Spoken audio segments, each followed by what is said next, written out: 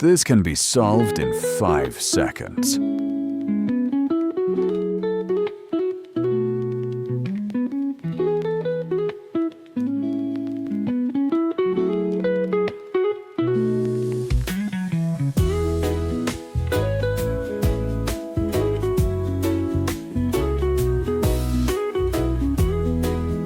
More calculus tricks in my 100 calculus problems PDF.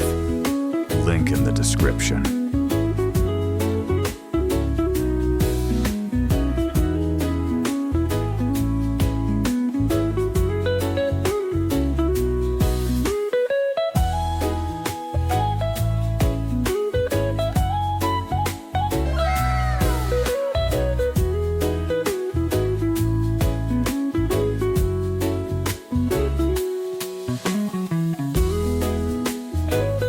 Sub for daily calculus trick. Grab my PDF in the description.